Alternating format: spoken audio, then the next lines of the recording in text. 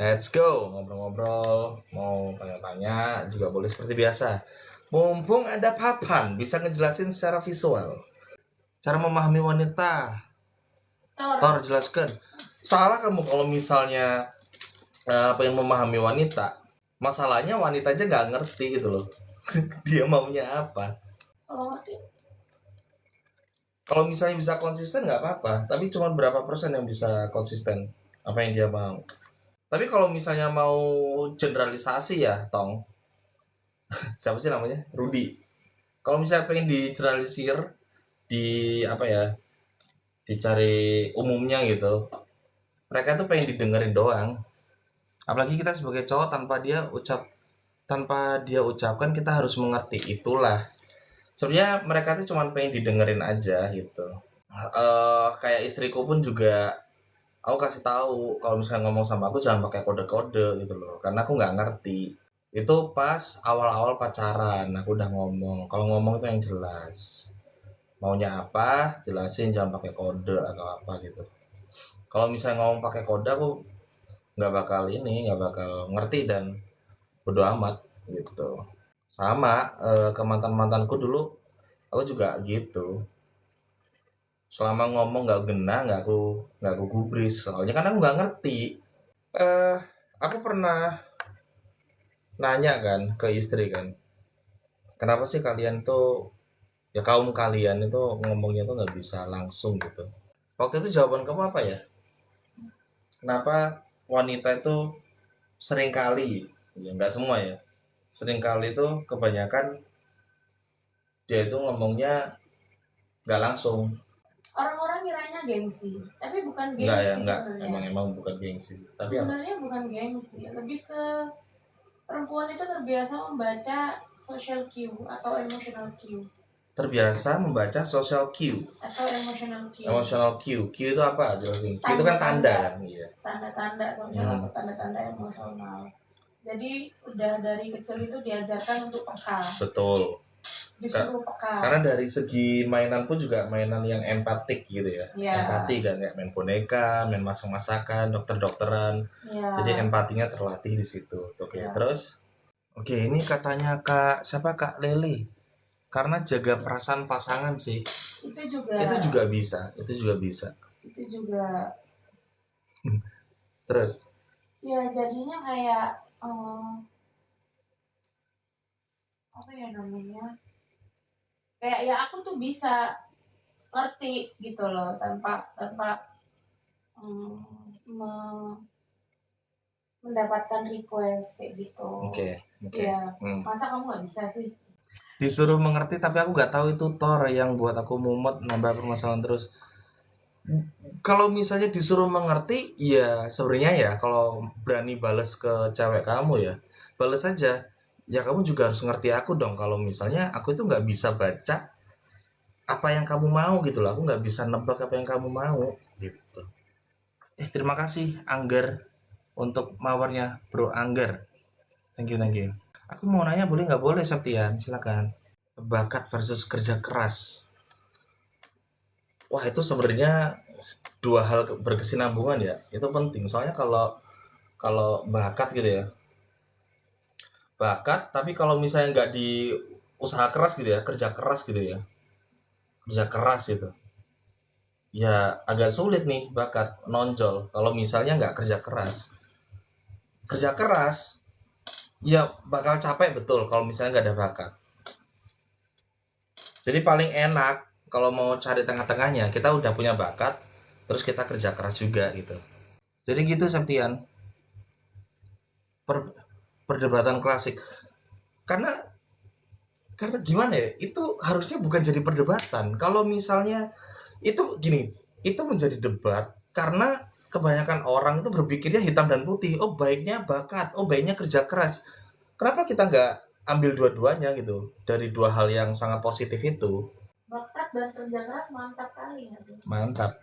Bakat itu mirip IQ. Kalau kata B.J. Habibie, IQ pun kalau nggak diasah bakal. Iya betul. Judulnya tentang apa Tor malam ini? Biasa seperti biasa ngomongin soal kesehatan mental, psikologi gitu. Sesuai sesuai yang aku pahami aja. Nggak ada penjelasannya. Nggak ada, aku hapus tadi. Skema diri. Wih, ada skema diri. Saya overthinking banget nih, Bang. Apakah itu termasuk ke mental juga? Iya, itu kan aktivitas mental kan. Cuman kalau misalnya mau ditanya overthinking itu penyebabnya karena apa? Ini kelihatan nggak ya? Sorry, ini biar agak sini gini. Nah, kan overthinking itu sebenarnya ini misalnya pikiran gitu ya. Ini present moment, oke? Otak kita itu kayak gini soalnya. Masa lalu, masa depan. Kelihatan nggak, BTW? Oh, ini belum aku mirror ya. Bentar, aku mirror dulu deh. Biar, nah kayak gini loh. Oke, kelihatan nggak? Oke, ini present moment atau masa kini deh, MK. Waduh, MK lagi. Nyebut-nyebut ini institusi. Oke, kita bakal jelasin tentang overthinking ya, masa kini gitu ya, MK gitu ya. Otak kita itu sukanya lompat-lompat. Jadi yang namanya overthinking itu ke sini, terus ke sini, terus habis itu ke sini lagi, atau wah udah terus aja lompat aja, gitu kan. Jadinya kayaknya penuh gitu. Nah, caranya gimana untuk nggak overthinking gitu kan? Ini P3K-nya ya. Kalau misalnya udah parah banget dan sampai mengganggu urusan hidup gitu ya, urusan dunia, urusan kerjaan atau ya urusan hidup lah, perlu obat. Tapi ini P3K-nya. Caranya kamu cantolin kesadaran. Cantolin kesadaran kamu di momen sekarang. Oke. Dan itu udah aku jelasin di ebook aku yang harga seikhlasnya itu. Coba klik link yang ada di bio. Judulnya Rahasia Bebas Cemas. Itu aku udah kasih tahu beberapa trik untuk bisa kita stay di MK sini, di masa kini. Karena otak kita seringkali lompat-lompat. Gitu. Salah satunya adalah dengan jalan kaki. Nah, itu. Jalan kaki nyeker. Ketika teman-teman jalan kaki, terus apalagi nyeker gitu ya, pikiran kita itu nggak ada waktu untuk lompat-lompat karena si kesadaran itu akan fokus ke sensasi kakinya, sensasi jalan, sensasi waktu kita nyeker gitu ya bahasanya. Cara pemerolehan keterampilan dengan cepat, wah kalau misalnya ngomongin cepat tergantung kapasitas otak dan seberapa rajin melatih itu ya, melatih keterampilan itu ya. Cuman kalau misalnya mau ke pakai apa ya, Malcolm Gladwell kalau nggak salah, yang bukunya Outliers itu loh, yang 10.000 jam. Ya udah 10.000 jam diulang-ulang itu aja. Grounding ya, iya betul grounding. Astro tentang melupakan untuk tidak tersiksa Thor supaya tidak larut dalam kesedihan. Otak kita itu tidak diciptakan untuk melupakan, Bang Rudi. Otak kita itu nggak bisa untuk melupakan. Oke, bisanya itu adalah ditumpuk, informasinya ditumpuk. Kelihatan nggak? Itu nggak kelihatan lagi. Agak silau ya. Otak kita itu tidak bisa melupakan, tidak bisa. Otak kita tuh hanya bisa dilakukan menumpuk informasi, ditumpuk. Oke. Jadi yang harus dilakukan bukan melupakan, tapi iya melanjutkan hidup, gitu loh. Fokus ke masa kini itu,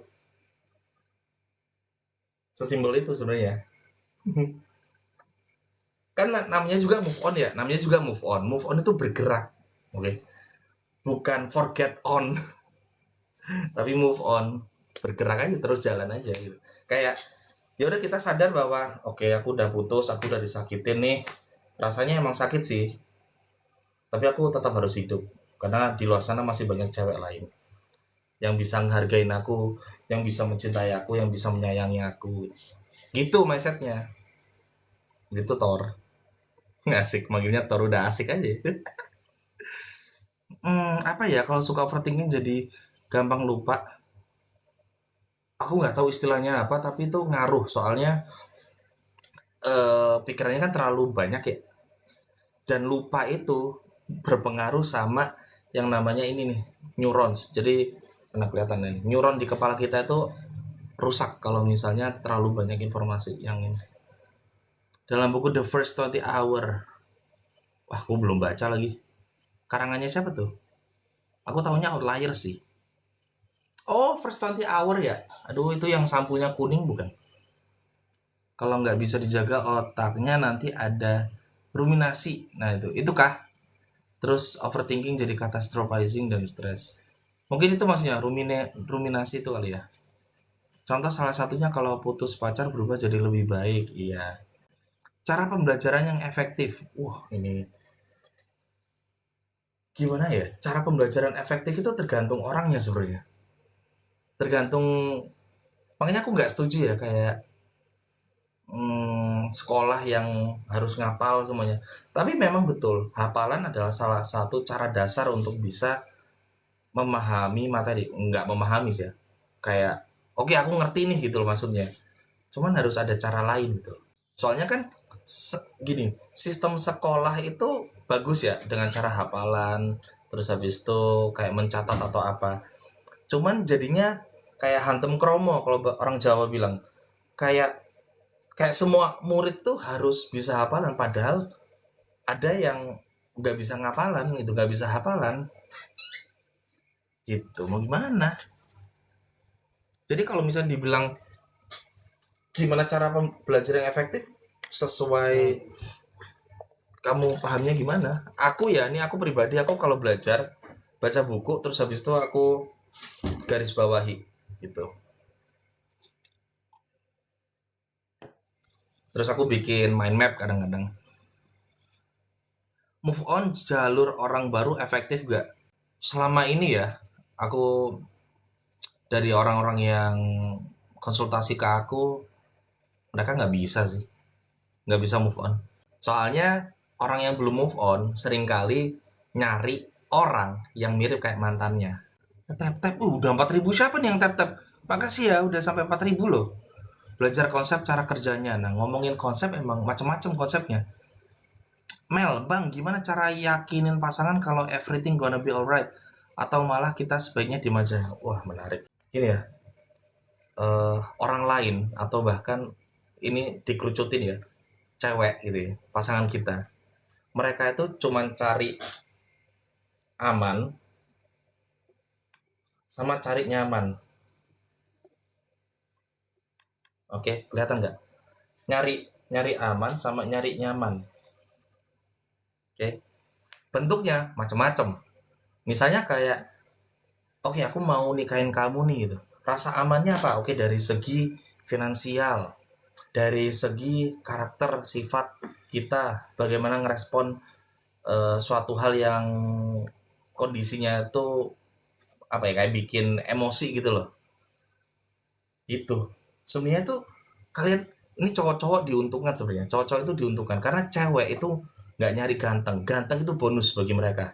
Tapi kebanyakan cewek-cewek dewasa, ini cewek-cewek yang dewasa ya, bukan cewek-cewek labil kayak SMP SMA gitu ya. Cewek-cewek yang dewasa itu nyarinya cuman aman, aman nyaman, udah. Oh sama ini, kalau misalnya ada cewek di sini, tolong konfirmasi bener apa enggak. Leadership, oke? Leadership atau ya jiwa kepemimpinan. Dor, oke? Ini kita ngomongin soal yakin pasangan dulu ya. Nggak perlu ganteng, nggak perlu butuh apa ya, badan six pack, berotot, nggak perlu. Wanita dewasa itu cuma nyari aman, nyaman, leadership, jiwa kepemimpinannya ada. Ini semua soal karakter, nggak ada soal fisik. Kita diuntungkan loh ya, kita diuntungkan karena wanita nyarinya yang ini. Cuman memang ngebentuknya itu butuh waktu gitu.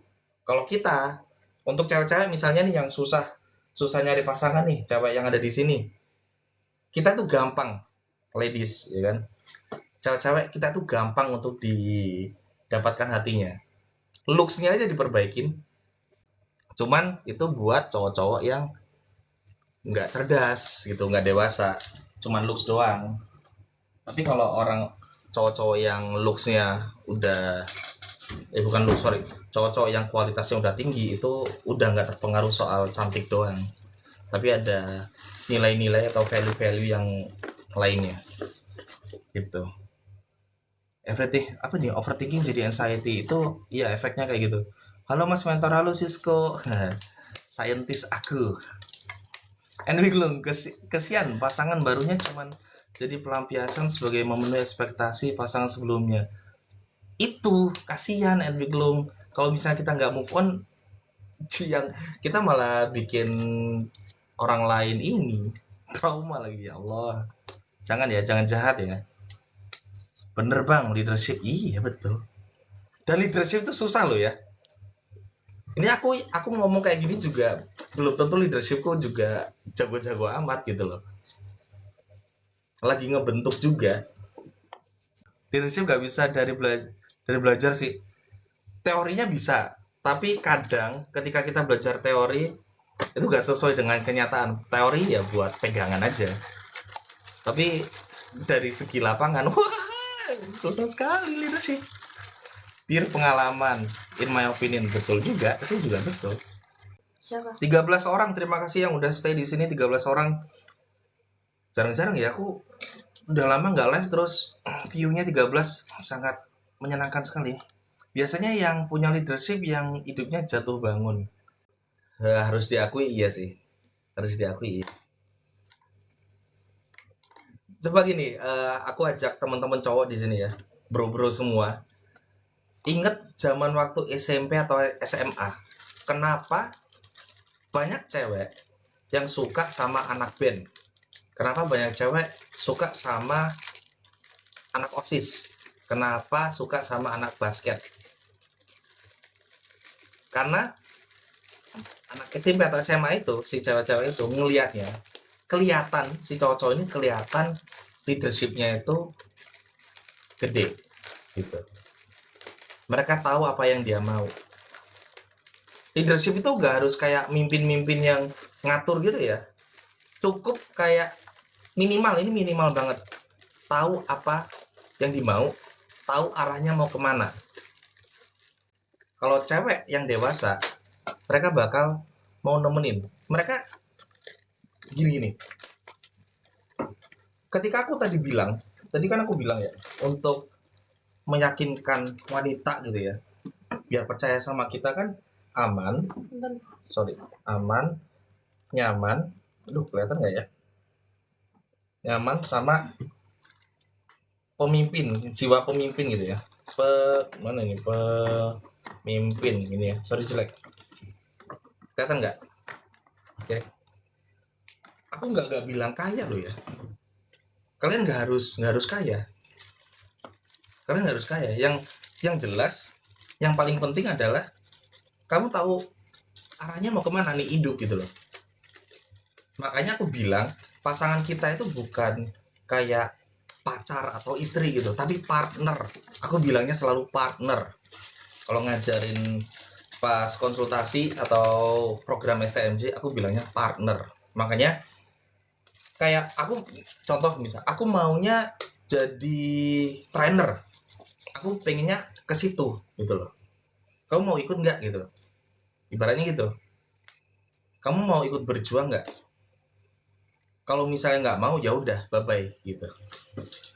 Kalau misalnya mau, ayo bantu aku. Kayak gitu. Punya pendirian udah bare minimum. Ih betul. Wah udah mantep nih notur, betul notur. Terus kalau pasangan kita lagi overthinking parah, kita sebaiknya ngeyakinin it's alright atau ngeiyain overthinking dia. Diemin aja, temenin.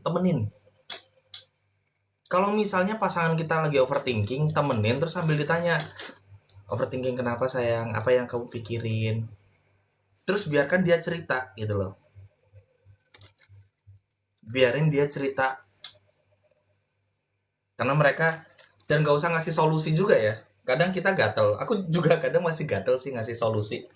Apalagi kayak kalau diskusi sama istri itu masih ke bawah gitu. Si sen trainernya, sen mentornya tuh masih ke bawah.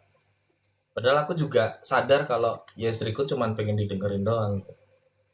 Nah itu, listening itu yang susah. punya pendirian, ya betul. Bang, setujukah kalau perempuan setelah nikah harus bisa kerja? Oh, itu pilihan. Kalau aku pilihan. Harus bisa kerja, ini kerja apa ya BTW? Masak kah atau kantoran atau gimana tuh? Kerjanya yang spesifik apa? Ya udah iya, notur ya. Nah, iya benar, cuma butuh didengar dan divalidasi. Iya, cuman kadang kita gimana ya? Kita itu kan sering ya kalau misalnya ada masalah langsung mikirin solusi. Nah, masalahnya cewek agak beda gitu loh. Mereka nggak butuh solusi karena mereka udah tahu solusinya apa. Mereka tahu apa yang harus dilakukan. Cuman mereka itu pengen didengerin doang. Ngeluarin emosinya. Ngeluarin emosi tuh, divalidasi sama istri tuh. Cuman ngeluarin emosi doang. Cuman kita yang terbiasa nih, kita nih para cowok di sini nih, terbiasa kalau misalnya ada masalah langsung mikir solusi. Nggak salah, nggak salah.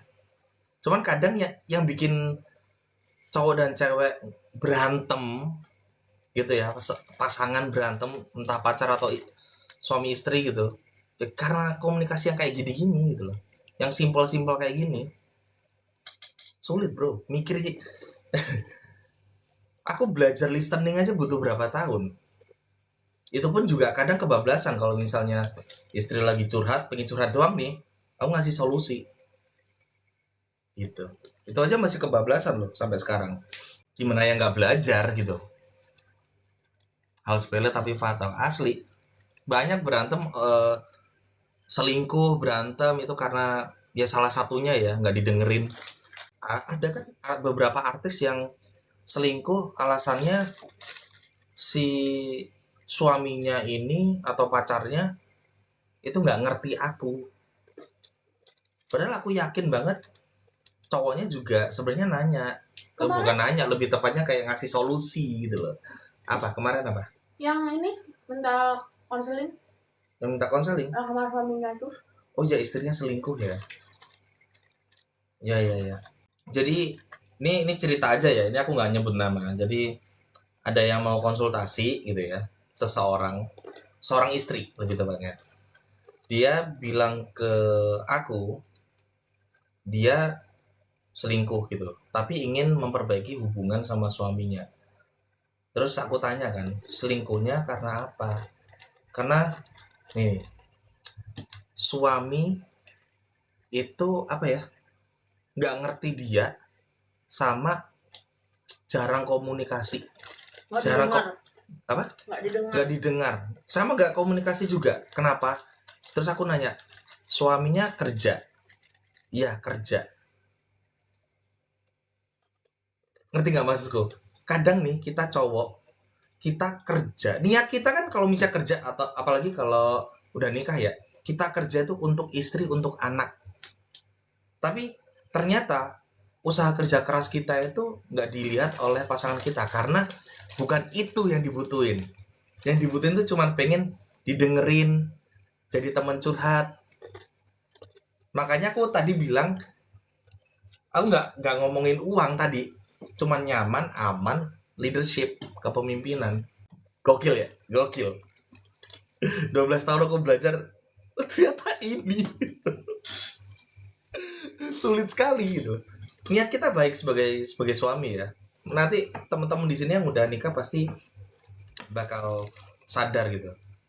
Mungkin ada yang kerja keras gitu ya, kerja pagi, pulangnya malam gitu, demi istri, demi anak, biar bisa menafkahi, biar bisa makan.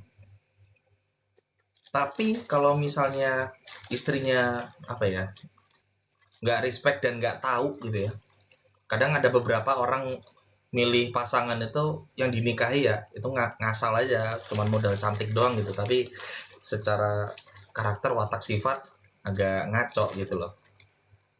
Kalau misalnya istrimu gitu ya nggak ngerti, itu bisa ya nyari cowok lain gitu, padahal kalian udah usaha gitu loh untuk mereka gitu, untuk istri dan anak.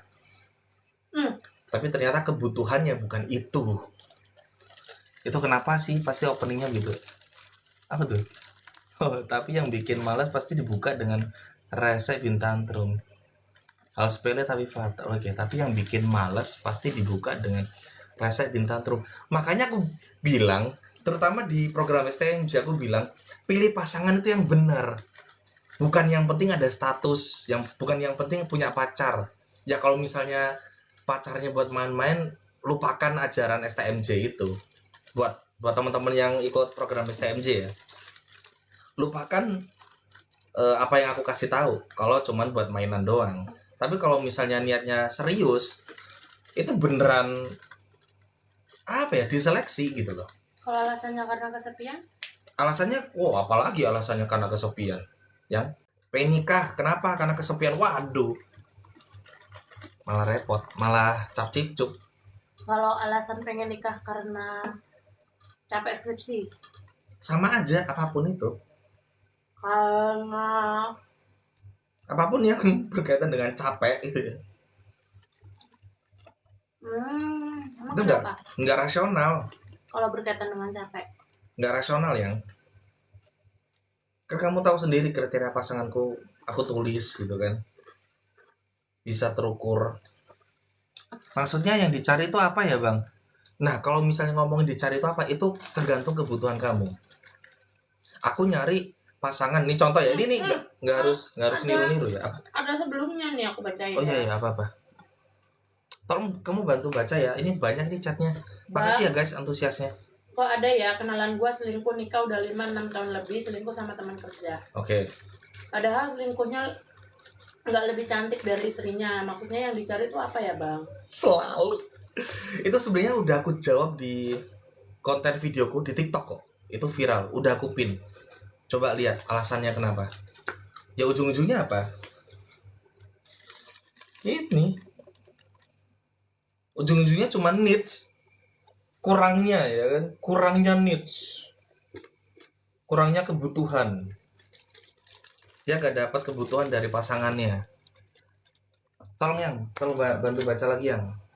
Der Kaiser. Oke, Der Kaiser apa? Bang, kalau kecemasan berlebih itu kenapa?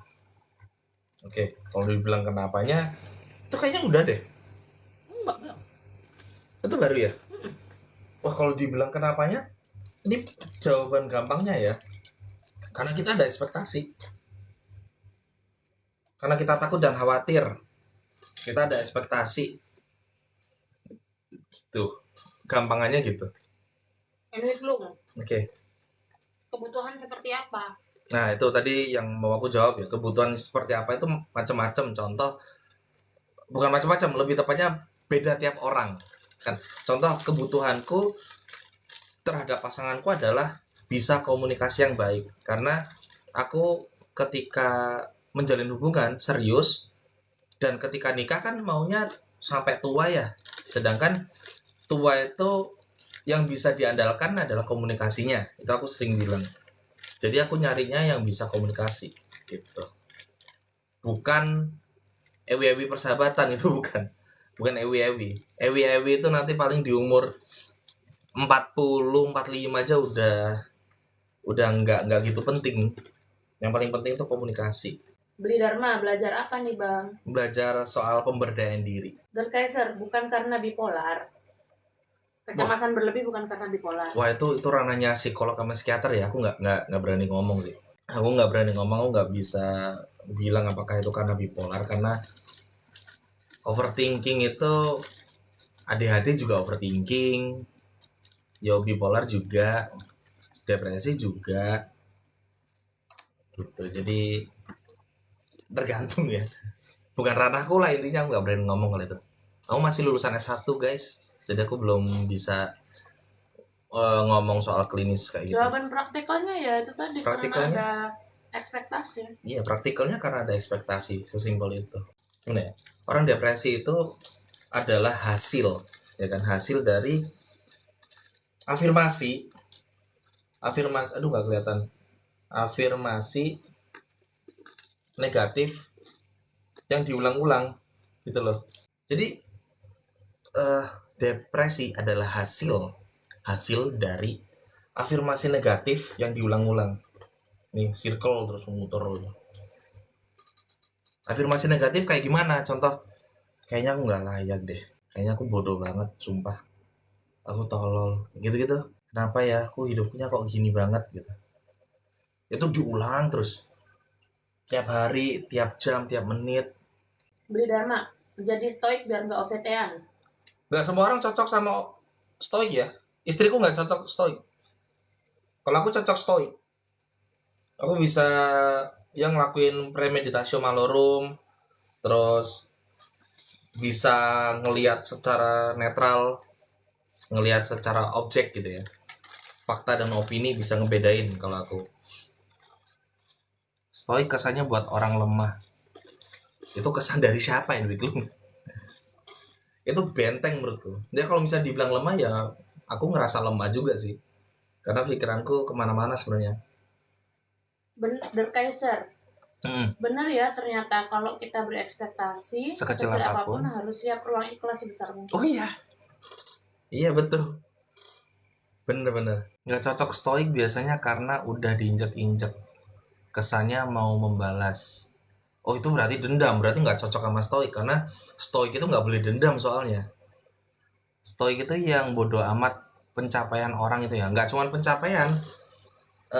Stoik itu intinya adalah sebuah filsafat yang mana kita tuh mengontrol diri gitu loh. Mampu untuk mengontrol diri. Dan itu ada 4 virtue. Yaitu justice, keadilan, temperance, terus habis itu aduh banyak, ada 4 berapa ya, virtue, temperance, courage. Nah ada courage, terus satunya lagi wisdom. Nah itu nggak harus, bisa aja kalau kamu dihina atau difitnah kamu itu bisa masa bodoh, bisa, iya ya, seperti itu guys, bisa kok, nggak harus pencapaian juga. Stoik itu malah senang dengan pencapaian orang, tapi ya Stoik itu gini, apresiatif. apresiatif, iya justru stoik yang sebenarnya adalah apresiatif, nggak iri. Stoik itu rata-rata nggak iri. Jatuhnya ya, ini pengalaman pribadi ya, ketika aku belajar pertama kali stoik di tahun 2018, yang aku rasakan awal-awal adalah aku mati rasa. Aku pernah di hal ekstrim, jadi kayak temenku itu saudaranya ada yang meninggal gitu, kan dia nangis kan, sedih gitu, terus aku bilang ya udah kan namanya juga mortal gitu, namanya juga manusia. Itu jerk sih. Jerk. Iya, aku nggak bisa ngontrol itunya, tapi pesannya bener kan. Oke, secara empati nggak ada gitu loh, secara empati nggak ada, cuman jadinya netral, kayak ya udah kamu jangan sedih gitu, lebih tepatnya gitu sih. Itu cuman makhluk mortal, bayangin coba di stoik ya, si Seneca atau siapa gitu, ketika kamu menciumi istrimu dan anakmu, kamu ingatkan diri kamu bahwa kamu menciumi manusia, kamu menciumi makhluk mortal gitu. Itu Icon stoik iya, siapa? icon stoik. Mm. Ryan Holiday. Yang barat kan? Ryan Holiday itu yang barat, yang modern ya, Ryan Holiday. Terus kalau misalnya yang di Indonesia, aku bukan bilang Ferry Irwandi ya, sebenarnya Henry Manampiring sama Dokter ini Wibowo, siapa itu, dosen filsafat gitu. Dia stoik juga. Dia nulis buku judulnya Ataraksia. Tapi Aku bukan Ferry. bukan. Ferry nggak stoik. Lo Ferry stoik, tapi kan orang-orang taunya Ferry Irwandi kan. Kalau aku Henry Manampiring. Oh, bukan buat kamu icon stoik di Iya. Indonesia. Ya, icon stoik buat aku bukan Ferry Irwandi. Bahkan mungkin karena Ferry Irwandi udah terkenal duluan ya. Jadi aku juga udah terapin stoik. Menurutku lebih enak pragmatis, realis. Boleh itu juga. Stoik kan juga harus realistis dan pragmatis. Bisa dipraktekkan dan itu realistis. Stoik itu. Bayangin aku awal-awal latihan stoik ada yang namanya premeditatio malorum. Jadi ketika kamu bangun pagi-pagi, bangun tidur gitu ya, kamu harus ngebayangin hal buruk apa yang kemungkinan bakal terjadi di hari itu. Jadi aku ngebayangin kayak ban bocor, itu waktu itu kuliah ya, ban bocor. Terus habis itu kecelakaan, aku ngebayangin bahwa aku juga mati. Susah bro. Awalnya takut, tapi diingetin nama si Marcus Aurelius, ketika kamu ngebayangin hal-hal buruk itu, langsung balikin lagi ke netral bahwa ya udah itu adalah hal yang nggak bisa kamu kontrol. Kalau misalnya itu tidak terjadi, alhamdulillah gitu, kita harus bersyukur. Tapi kalau misalnya itu terjadi, ya kita udah siap, jadi kita nggak emosi, nggak sedih, nggak marah, nggak apa gitu. Aku juga ngebayangin orang ngehina aku gitu. Makanya aku kalau misalnya di awal-awal live juga, bukan awal-awal live ini ya, live yang dulu-dulu nih, awal-awal baru bisa live, banyak yang ngatain kan santai aja. Soalnya aku udah ngebayangin dari awal, oke aku bakal live di TikTok, kemungkinan aku bakal dihina sama orang, aku bakal dijelek-jelekin orang, aku bakal di report, aku bahkan ngebayangin akunku hilang gitu. Jadi kayak santai aja udah. Yang tolong yang apa nih Bang, maksudnya kalau ekspektasi kecil harus membesarkan ruang ikhlas. Enggak, itu sebenarnya lebih ke dibarengi. Jadi kalau misalnya kita punya ekspektasi, Sekecil dibarengi apapun. ya sekecil apapun, dibarengi dengan rasa ikhlas. Terus bentuknya kayak gimana? Contoh, ya kayak premeditasio malorum tadi gitu loh. Jadi, kok bateraiku habis? Sampai mana tadi? Premeditasio malorum. Iya, premeditasio malorum. Kan premeditasio malorum kan kita ngebayangin yang negatif dulu nih, ya kan? Kelihatan nggak? Kita bayangin yang negatif dulu, biar kelihatan gimana sih? Nah, terus kita juga apa ya? Membayangkan juga kalau misalnya ini, sorry, terjadi gitu ya, terjadi, tidak terjadi, tidak terjadi. Ini outputnya bakal bersyukur, bersyukur, oke? Alhamdulillah lah. Kalau ini misalnya terjadi, ya udah gitu, sesimpel itu. Ini semuanya ikhlas loh, kayak kalimat ya udah itu berarti ya udah ikhlas, lepas gitu loh. Ya udahlah ya. Ya udah gitu. Itu udah salah satu respon ikhlas kayak gitu, salah satunya. Bisa dipahami? Apa bener Bang? Apa benar Bang, negatif dibalas negatif bisa jadi positif seperti manipulatif dibalas manipulatif. Masalahnya dibilang manipulasi gimana? Aku tuh memandang teknik manipulasi aja netral karena itu tergantung penggunanya ya. Kayak aku ngomong kayak gini juga ada unsur-unsur manipulasinya biar teman-teman berdaya, biar teman-teman maju gitu.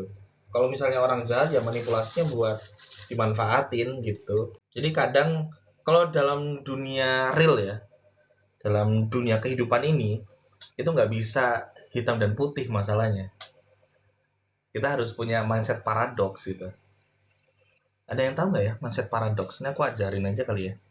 Biar hidup kalian juga lebih santuy gitu ya. Jadi mindset paradoks itu dimana gini.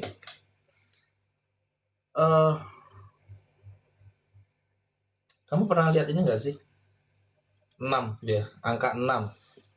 Kelihatan nggak? Kok nggak kelihatan ya? Kok harus gede nih, bentar. Misalnya ini angka 6 gitu. Kelihatan tadi. Ya kan? Ini ada orang ini nih, ini ada orang 1, ini ada orang 2. Oke. Yang ini sorry. Yang ini bilangnya 9. Yang ini bilangnya 6. Mana yang benar? Sama-sama benar masalahnya. Yang benar gini nih. Ini kan sama-sama benar nih. Artinya kebenaran sejati itu kita menyadari bahwa ada kebenaran-kebenaran lainnya. Oke, paham sampai sini? Dan aku mau teman-teman belajar bahwa jangan megang true-nya, tapi megang truth-nya. Oke? Ketika orang pertama bilang ini 9, angka 9 ini true namanya. Orang yang kedua, nih orang yang di bawah nih, bilang angka 6 itu juga true. Tapi ini truth. T-R-U-T-H, truth. Inti paradoks semua tergantung konteks sisi. Iya. Aku sejak tahu ilmu paradoks ini, aku udah gak gampang ngejudge, aku gak gampang marah sama orang lain gitu. Santai aja hidupnya. Terus cara menemukan truth di antara terus Berpegang pada fakta, bukan pada persepsi, bukan pada opini. Berpegang pada fakta. gimana menurutnya saintis? Ada saintis di sini. Loh, saintis itu bener loh. Ada Cisco di sini. What do you think, Cisco? Saintis ya orang-orang yang pintar itu mereka berpegang pada fakta. Kan saintis nggak peduli ekspektasi, nggak peduli opini, nggak peduli kepercayaan, nggak peduli soal keyakinan kan. Mereka berpegang pada fakta, itu bagus gitu menurut aku ya. Masalahnya kebanyakan orang tuh science itu kayak ditubruk-tubrukin itu, oh science itu jelek soalnya nggak yakin sama Tuhan gitu. Ada kok saintis yang percaya Tuhan juga ada. Cara tahu fakta gimana? Oke, ini tadi udah aku jawab ya. Untuk cara tahu faktanya adalah gini. Sesimpel kayak gini. Ketika siapa nih yang ngomong? Notur ya? Oke. Oh bukan, Enwi Klung.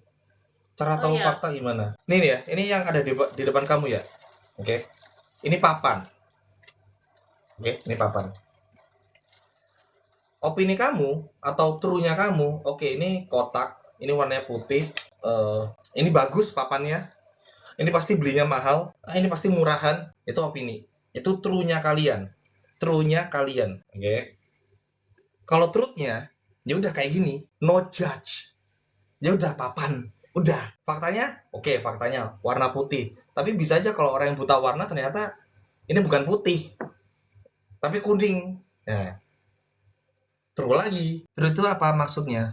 Truth itu kayak kebenaran sejati. Nah gitu deh. Kalau yang konteksnya angka tadi itu, Angka 6 tadi, truth-nya apa? truth itu apa adanya, ya udah. Ya bentuknya kayak gitu. Kayak gini.